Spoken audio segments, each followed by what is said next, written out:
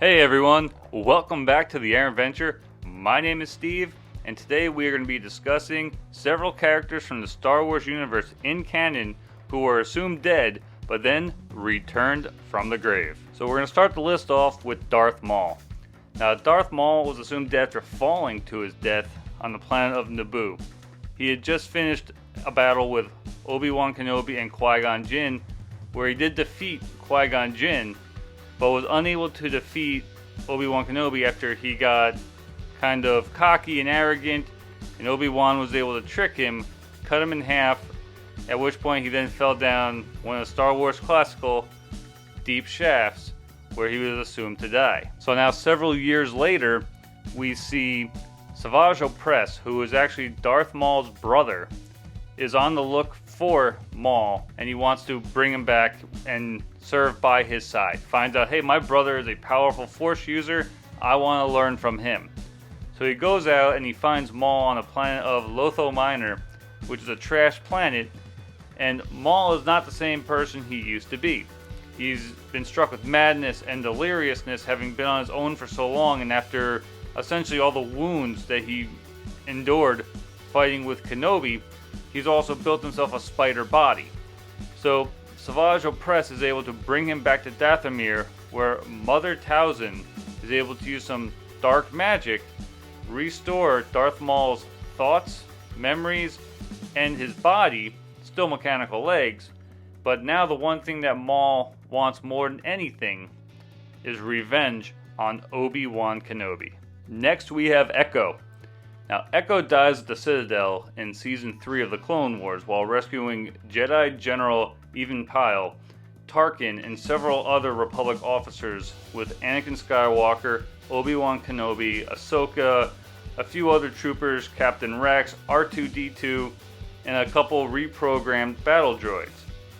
Now, the Citadel is kind of like a max security prison where they kept Jedi prisoners, other high-ranking officials from the Republic Army, Navy, and during all of this, because it was a sneak-in, very, no way out type situation, they had their shuttle.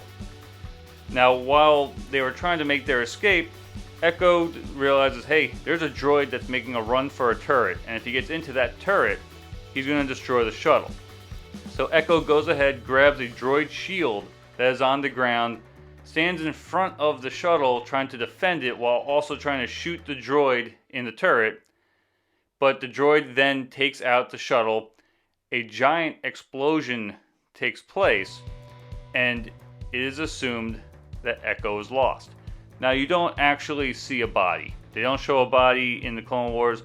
What you do see is you see Echo's helmet just on the ground. You see it smoking, it's scarred up.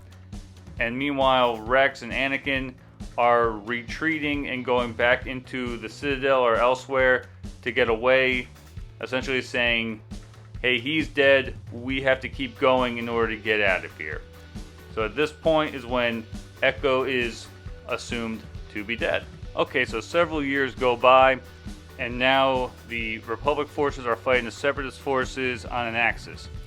When Rex kind of comes to the conclusion of, hey, these guys know what we're doing before we do it. Even when I come up with different plans, even different things from from my playbook, they know what we're going to do, and they know when we're going to do it. They're able to read us. And they come across the fact that, hey, there's some sort of algorithm or something that the droids have, the Separatists have, that they're being provided with, which is allowing them to accurately predict the Republic's next move. Upon hearing this and saying, hey, this is something we really need to look into, Commander Cody calls for Clone Force 99, the Bad Batch. When they arrive, they go out trying to find where this signal is coming from, what they're learning, and while they are there, Tech says, hey, I got a signal here, and he plays it on the intercom for Rex, and they go, that sounds kind of human. Now at this point, Rex is already kind of thinking, hey, one of my guys might be alive. They're knowing my playbook. They're knowing what I would do in this case. And the only way they would know that is if they know me. So Tech plays it out loud. They go, hey, this sounds like almost human. And they learn this isn't just an algorithm. This is a live signal. This is coming from a being. So Rex asks Tech, hey, can you communicate with it? Say, hey, who are you?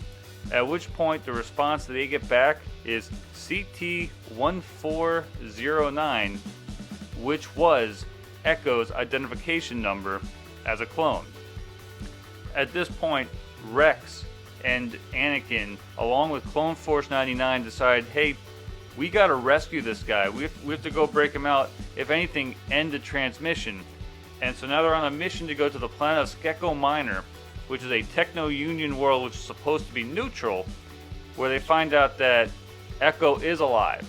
He's been turned into a cyborg. A lot of his, from probably his belly button area down, has been removed and has been replaced with cybernetics. He's got ports all over his body. His hand is gone, and he's got a port on there, kind of like what R2-D2 has, which allows him to patch into all the computers on the Death Star and stuff.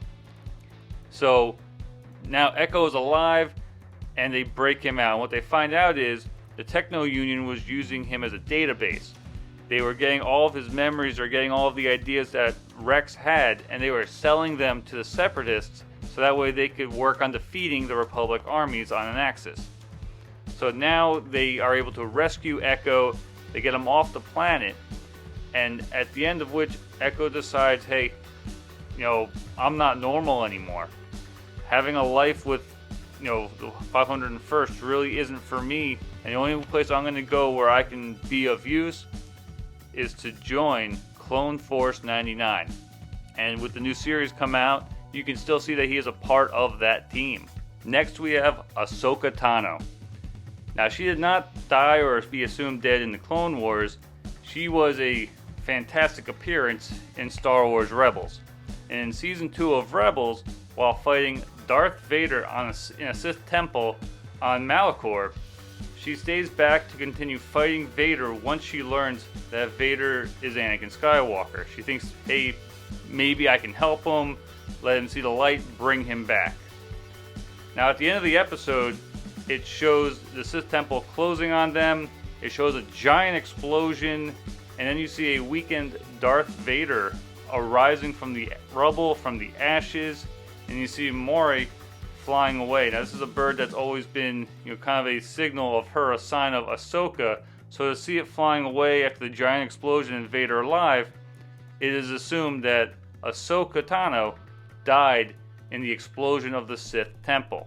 So now in Season 4, Jedi Padawan Ezra Bridger is able to access a place called the World Between Worlds, the Veil of the Force. Essentially, it's almost like a second chance place. He can go into this world and see a bunch of portals that go to whatever time that they are showing, and if you access them, you can change the events of the past. So he comes across the portal that is showing Ahsoka Tano fighting Darth Vader at the Sith Temple. It's right before it blows up. You can tell it's going to blow up, and he is able to reach through right before the Sith Temple blows up and pull her back through the portal. Next thing you know, could be because it's Star Wars, a giant hole opens up in the ground, which Darth Vader falls through, and if Ahsoka Tano was still there, she would have fallen through with him. The temple blows up, but Ahsoka is now with Ezra in this world between worlds, and where plenty of time has gone by between Season 2 and Season 4, she has not aged a day. He literally pulled her through that portal, and in her time, only a couple seconds has gone by, where in his time, a few years may have gone by. So then when she's able to exit the portal, it's just as if she was fighting Vader yesterday, and everyone else is like, oh my god, Ahsoka is back. And that is crazy. So everyone wrote her off, except for who I think Vader knows she's alive. I do think Vader knows she's alive, because he would have seen Ezra pull her out, and that she didn't fall with her. Okay, so next we have everyone's favorite bounty hunter, Boba Fett.